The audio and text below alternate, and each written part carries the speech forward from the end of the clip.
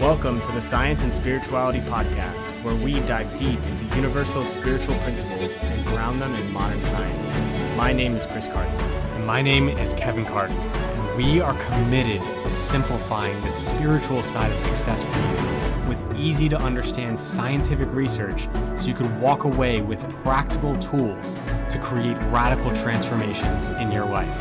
Let's get started.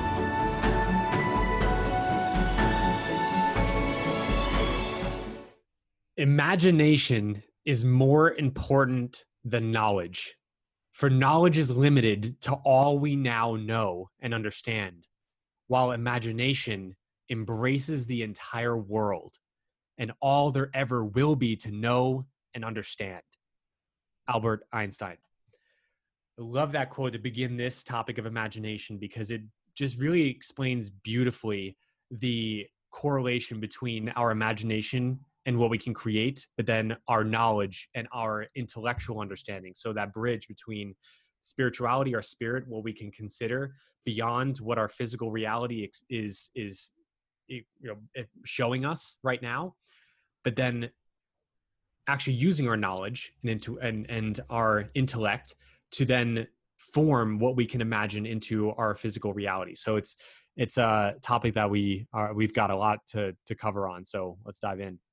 Yeah, and this is going to be the first of 6 episodes where we're going to talk one episode each about one mental faculty that we all have to help us move through or navigate this human experience by using like our spiritual side. So this is going to be the first episode. We're talking about imagination. Definitely stay tuned for the next 5, But I definitely think it's important to start here with imagination. And like, I love that quote because it really speaks to the idea that we can imagine, or we can think about more than what we're currently experiencing in our physical reality. And just at a very baseline level, that gives a lot of people hope.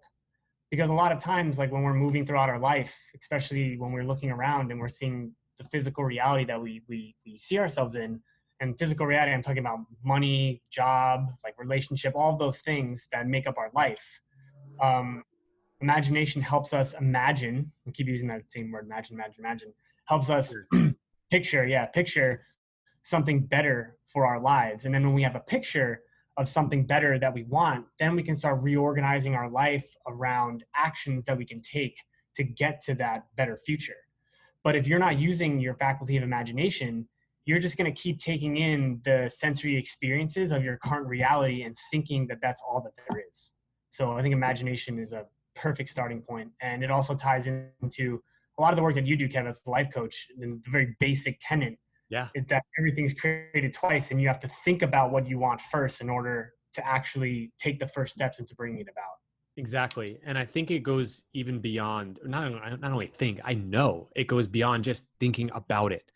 Our imagination is so powerful, but most of us use it in a very negative or very limited way at the very least, because most people dream, not intentionally, but they imagine and dream what could go wrong, what's wrong in their life, like what the potential downfalls, the fears, the anxieties, the worries, and they imagine things that they don't want in their life. And that's just coming from the patterns of their current reality. Like you said, if they look at their money or their current job or their current relationships or their current health, and they let their 5 senses dictate what they dream, then it's just going to repeat the exact same reality because everything really is created twice. Like I invite you listening right now, I invite you to look around you right now, whether you're outside or you're indoors. I guarantee you can find at least a dozen things that were first. They had to be first a thought before they became a thing. Like what I see things on my table right now. Yeah, exactly. Yeah, everything. Like my lamp, I have a what is it called? Not a time machine, but what is this thing right here? An hourglass. Hourglass, yeah. I don't know why I was stuck on the word time, but I have an hourglass with white sand. Someone literally had to think, I'm going to create this hourglass with this exact shape, with glass, of course, because you can make it out of plastic or any other thing. And I want white sand, not black or orange or gray. It's specific. I have a water bottle. I have bulletproof proof coffee with protein in it. So like someone literally had to dream up all these different things and exactly what it needed to be before they can create it, before they can shape that into the reality that they wanted to create. Now, so easy and so just straightforward to understand and realize that that's how things are created in our physical reality, like the objects. But it's another level that we have to take to really realize that we can use our imagination to create the reality we want to see in our life, like the types of relationships we have, the depth of feeling we have in them, the kind of health we enjoy, the job that we're doing, or the business that we start, or the book that we write, and the money that we have in our bank account. All of those things have to be created first in our mind if we want to create them in our actual physical reality. So we have to begin there. And it's way more than just thinking about it, because I really believe that most people do think about what they want, like the more that they want, but they don't use their imagination in a way that they actually create that structure in their brain. And what I mean by that is that you literally take the enough time, a sufficient amount of time, to embed those pictures in your mind where it creates that structure so that you start to literally feel what it would feel like to be living that life. That goes way beyond than just wishful thinking or dreaming, like daydreaming, like, oh, that would be great to have that. But really like creating that structure, that form in mind so that it inspires you to action. Yeah, and I think that's also why I feel like a lot of people, when they worry about stuff, it tends to come true, and they're like, oh, like, self-fulfilling prophecy kind of thing. I knew it happened. Yeah, it's like, look, there it is. I knew it would happen. And it's because they're putting so much attention, so much of their life force and attention on that thing because they're worried about it and they're trying to prevent it from happening. But by doing that, they're searing into their brain this idea of this negativity that's going to happen, and it ends up happening somehow. And they're like, how did this happen? You know what I mean? And so I actually just wanted to touch on what you said too about having an imagination and having it, like, those pictures seared into your brain and how that actually physically changes like who you are. Yeah, the science of it. Go for it. Yeah, exactly. Yeah. So when we have a thought or we have an image in our heads, our brain releases this cocktail of chemicals and hormones like neurotransmitters, peptides, all this stuff that get released throughout our body that all of our cells respond to, so that the brain and the body become coherent with the image that the brain is presenting, right? So if you take a person who's like chronically depressed, is super anxious, and is worried about the future, if you take like a blood sample from them, and then the next week you have them vision and you have them think about what they actually want, and you take a blood sample again from that same person, the blood samples will be different because that person is now, they're technically in like a different body because different hormones and chemicals are being released because of the way that they're currently feeling. So there's actually like this spirit science connection there where the thoughts that you think actually have a physiological effect on your body. And so, I mean, Joe Dispenza talks about this a lot, and he really goes into the science of this law of attraction kind of stuff and how you can really bring about your future by doing that. But you literally change who you are by changing your thoughts, which is like an amazing thing. It's so simple too, because this is just who we are. We're built to do this, but it's so easy to not do it because of the patterns that we're in. Like you were sharing about how it's so easy for people to have that self-fulfilling prophecy for negative things because it's just a pattern. It's just habitual. It's just like and you sear it so much in your mind. You're so focused on what could go wrong and how that would feel. And like you get just depressed or anxious or angry or, any of these negative emotions around it. You're doing the exact same thing as what you would be doing if you had the positive picture in your mind. But it's so much harder to keep the image of what you want on the screen of your mind because we're so conditioned to just think from circumstances and conditions. And we're gonna talk more about that, of like the power of keeping the image on the screen of your mind in the third week, 2 weeks from now, when we talk about the will. Because will is different than willpower. Will at the very beginning of it is just that is holding an image on the screen of your mind in the presence of circumstances that are opposite of it. And that takes effort, it takes will. So we're going to dive a lot more deeper into that of like how you could do it. But in this beginning phase, you need to at least have a picture. What would you love? Like really consider, take the time, not just to listen to this, but really sit down or go for a walk and clear your mind and consider what would you love in, and just pick one area of life to begin with, because it could be so easy to be overwhelmed. It's like, oh my gosh, there's so many things I want to change in my life. Pick one thing that you would love to change the most, and start to build an image in your mind of what that would look like if it all worked out, if all the challenges were solved, if you could overcome any problem, if it all worked out. What would you love? How would that feel? What would that look like? What would you be doing? What would you be thinking? Who would you be? So many different things you could start to consider. Just take your mind down that train of thought, and you will discover new things. But you have to give yourself the space and time. And it's free. It's free. Yeah. Yeah. No, but that's the thing. I think like we're so conditioned to look outside of us to dictate what's going on inside of us that we don't even realize we're doing it. Yeah. We'll wait for things to happen in our physical experience to then let that dictate how we're feeling physiologically, but then also mentally. Whereas we can actually reverse that flow and have a mental picture, and then that mental picture of happiness or that goal that we want or who we want to be, that will inform our physiology and give it a new blueprint to, like, literally from a physiological level, make you feel better. Yeah. And then you can go out into the world, and then your physical reality will appear different to you. Maybe I'm not saying like colors and stuff, but I'm saying like the way that you relate to your experience. Yep. Because the physical reality, it doesn't, like, it's objective. If me and you, Kevin, but if me and you look at something that's physically happening in our lives or experience that we're going through, we're going to have different reactions to it because our mental state is different. Yeah. You know what I mean? So when you have this imagination and you have this vision for what you want in your life, the first step is that you start to see the world differently. You start to see opportunities that you might not have seen when you were anxious or depressed, or you're not doing what you wanted. Like, things will start to pop out at you that would not have popped out if you didn't have that idea about what you wanted to do. Exactly. Like, if you're sitting in a dead-end job, right, and you're not thinking about what you want in the future, you can miss like an email from like a recruiter because you're not looking for a new job. But if you're like, I want a new job and I want to work at this company and I want to have this X amount of hours, then you can start to like tailor your searches to be like, let's see if it hits all my things. You can be more specific with your targeting. You can be more specific with your thinking. And so, I was going to say imagination like organizes that thinking. Yes. Like, the imagination process is a thinking process. But then once you have that imagination picture, it also informs the rest of your thinking in a more orderly fashion so that you can start moving towards it. Exactly. And then again, if you tie in the thinking and the thoughts to physiology, you'll have a more orderly physiology. You'll feel better. You feel less stressed. Like, you'll have a better regulation over your emotions and over your body.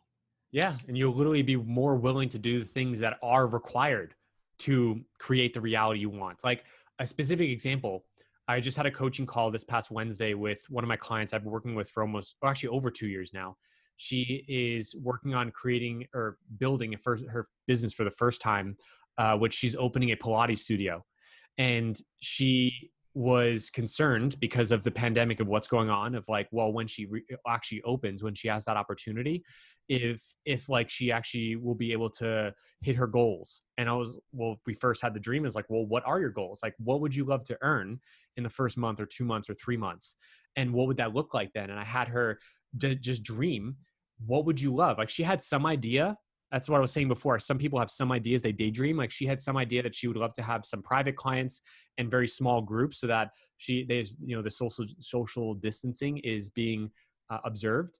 And so I had her dream up, well, what would you love? Like, put a structure to it. So in 1 month, how many clients would you love to serve?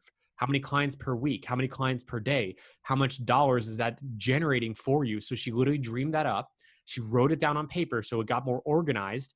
And literally that same freaking day, 2 people reached out to her and said, hey, I would love to have a private class for you when your studio opens up.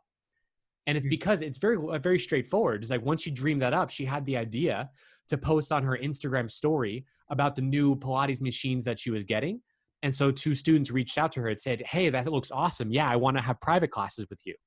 But if she didn't dream into and put the structure around what she would love, she wouldn't have been inspired to take action. And then she wouldn't have received those 2 opportunities. And that's going to continue to grow because she's focused on it. Yeah. And then if she didn't have that vision, if she didn't have that structure, that imagination, she would have maybe went another 2-3 months and was like, how come my life is still the same? Yeah, exactly. you're not imagining what the future could be like. Yeah. Yeah. And I think a good tip for people who may be struggling with this in the beginning, like, I don't know what I want. Just think about your, like, when you're sitting on the couch and like watching Netflix or you're de-stressing or whatever, like what pops into your mind as like something that's you're longing or you have a discontent for, because that can usually, you can pick those thoughts out and that's usually an idea of what you may want to move towards. Because a lot of people, they don't think about, oh, like I would love this and I would love this and I would love this. They think like, oh, like, why can't I have that? Or, oh, like I don't like this part of my life. And you can use the springboard to actually answer that longing and discontent with what you'd actually like, and then start to use your imagination to dream that up. Exactly. And one other point about that, I'm glad you brought that up, because there's at least 50% of my clients worry sometimes that what they're dreaming and what they write in their vision statement, which is a process I take my clients through to not just have in their mind, but have it literally on paper so that they can start building that dream. It's more of that structure. But sometimes the worry is, well, like, how do I know this is right? Like, how do I know if my dream is right for me? If this is exactly what I want? Like, I'm not sure, like you said. And the thing I always tell them is, think about this. If you and I live another year, another 3 years, another 5 years, we will have results. Not maybe, absolutely. We don't get a choice of whether we will or will not create. We will always create no matter what. But what we do get to choose is what we create. So what we dream, what we consider. And so in the beginning, just dream something up and choose something that gives you more life. It may not be the end all be all vision, the dream for all your life, your purpose, your ultimate goal or dream, but at least it's something to start building to and start practicing and using these processes of imagining and then creating that imagination in your reality. You have to build that relationship with your imagination and with yourself, really, before you can start getting to know what your true real dream is, like the next level of it, of course. So just choose something. Like, an example I always give is when I first got into this whole dream building process 6 years ago, or at least at the recording of this, so 2014, my vision, at least in my work, because that was the main thing I wanted to shift, because I just graduated being a pharmacist, or I got a 4-year degree in pharmacy. I didn't go for my doctorate because I just knew it's not something I wanted. And so I had a desire, I had a discontent really of like, I don't know my purpose. I don't know what work I really want to be doing. And I had a longing to know that. So at the very beginning, I was working for a network marketing company, and I wanted to be a top earner in that network marketing company, direct sales. And so that was just the vision that I had at first. And I was like, all right, like it does make me come more alive when I imagine being a top earner in that. I'm going to go for it. And so I built that dream out, I imagined it, and I moved forward. And guess what? That never actually panned out, not because the process doesn't work, but because my dream shifted and changed. Like pretty soon after, I discovered that I had a real passion for teaching yoga. And so I moved towards that, and that shifted then. And then I got certified as a yoga instructor, started teaching in New York. I taught for about 1.5 years, and then that dream shifted and changed. And ultimately, like, dream after dream, like things shifted and changed. And now I'm living my true purpose as being a coach. But I would not have ever built this dream of owning my own business as a coach if I didn't just say yes to some dream and go for it and use my imagination to just build something.